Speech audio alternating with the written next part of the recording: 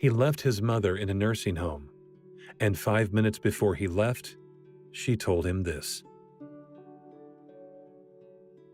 These dying people said goodbye with moving words.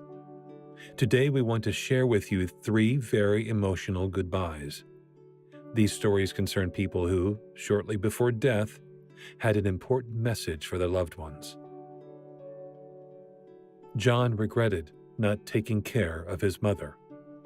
The first story is about a man whom we will simply call John. He had a difficult relationship with his father throughout his life and moved to another city as a young man. His mother suffered from the separation and the difficulties between the father and the son. John pursued a career as an architect, got married, and had 2 wonderful children. On weekends, the family occasionally went to visit the grandparents. It was then that life was back to normal for John's mother. The children grew older and went their own ways. John's father died and his mother took care of herself for a while. John would drive there occasionally to help her. When his mother was well into her 80s, she was transferred to a nursing home. John thought about taking her in.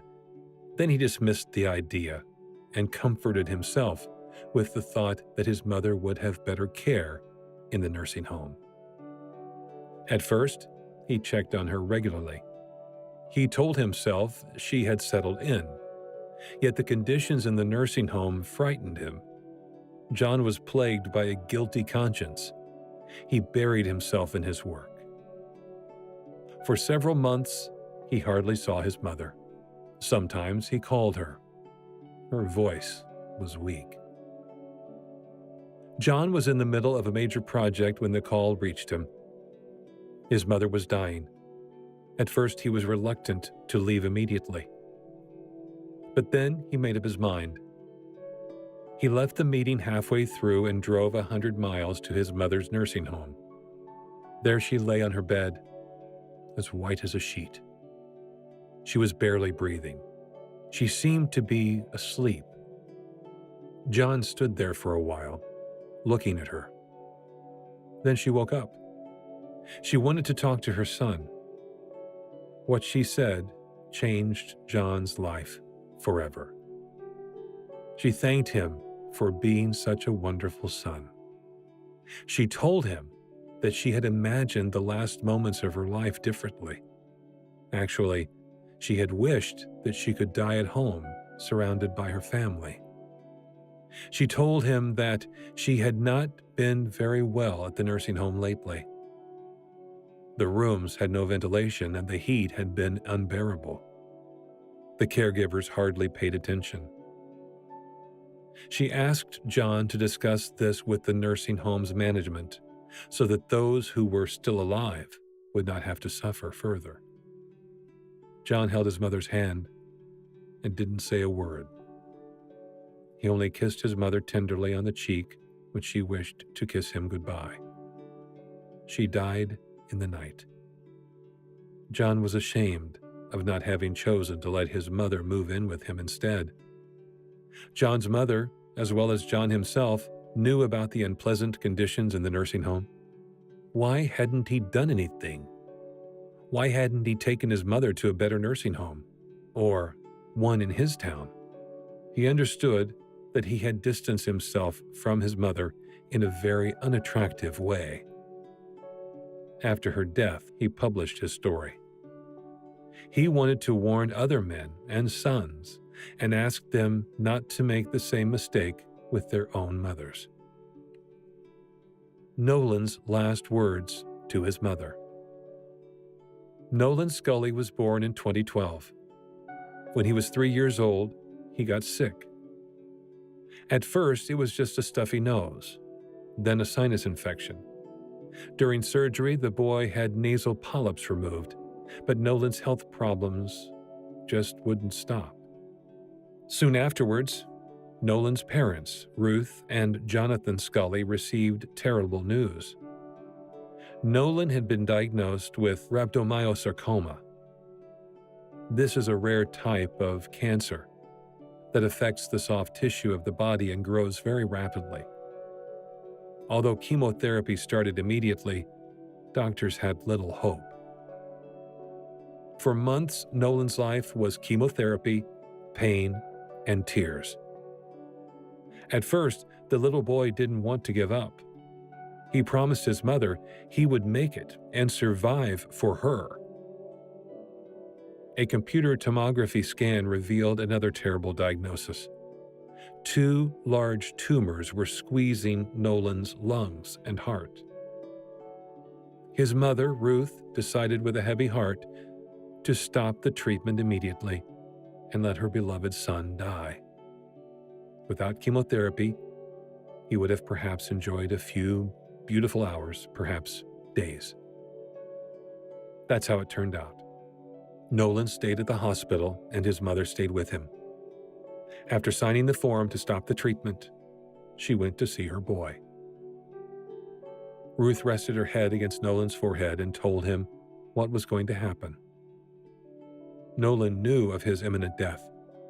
He was relieved on one hand, but at the same time he worried about his mother. She asked him, "Nolan, do you know where you're going after you die?" "I'm going to heaven, and there I'll just keep playing until you come too. You'll come, won't you?" Nolan replied. "Of course. You won't get rid of your mom that easily." Ruth pretended to be calm, but inside it almost tore her apart with grief. For the next 3 days, the two spent most of their time watching children's shows on YouTube. Nolan was a big fan of Peppa Pig. One day before his death, he told his mother he wanted a happy funeral. He wanted to be buried in his police uniform, and he told her who should inherit which of his stuffed animals. On the 4th day, Ruth took a quick shower in the evening. The days before, Nolan had always laid down on the bath mat while Ruth was in the shower. But he was too weak to do that now. When she returned a few minutes later, nurses and doctors were standing around Nolan's bed. He had drifted into a coma. Ruth held his hand and sang to Nolan. In the evening, he woke up again for a moment. Ruth was all alone with her son. Nolan looked at her, said, "Mommy, I love you," then went back to sleep and never woke up.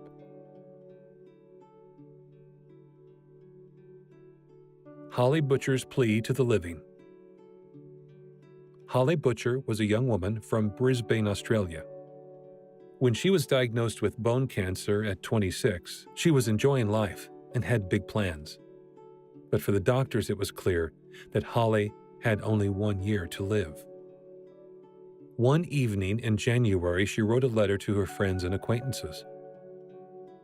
"It's a strange thing to have to accept your own mortality at just 26 years old. I had always imagined having a family, being an old woman someday with white hair and lots of wrinkles. Today I'm 27 years old, and I know I won't get much older.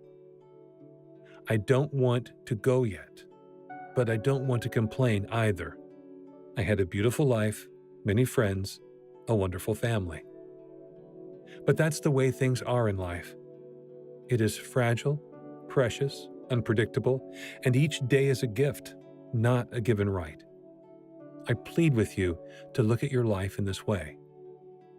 Don't get upset about every little thing or whine about nonsensical things. Maybe you got stuck in traffic today and got terribly annoyed.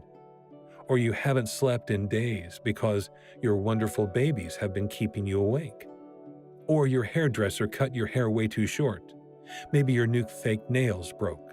Maybe your breasts are too small, too big, or you have cellulite on your butt and your belly is flabby. Please refrain from criticizing yourself and others. Life and a healthy body are far too precious for us to be nagging about them. Be there for others. Give and provide joy to others whenever you can. Take care of your emotional, mental, and spiritual well-being. Only in this way can you be a source of enrichment for yourself and others. Finally, Accomplish the goal you have been putting off for so long. Take a walk on the beach. Eat a sweet, creamy piece of cake without feeling guilty, and tell your loved ones that you love them whenever you have the chance to do so. If you can, do something good and donate blood. Donating blood has given me a whole year. During this year, I have experienced many of the most beautiful moments in my life. I am grateful for that. Holly signed the letter. Until next time. Nevertheless, she seemed to have sensed that it was time to say goodbye. She died the next day surrounded by her family. Touching, isn't it? Each story is a reminder to the living to appreciate their own lives, to cherish their loved ones, and to be aware that life is a gift. Let us know what you think about these stories. Have you also experienced emotional goodbyes? What is your take on life in general? We would love to hear your input and opinions in the comments.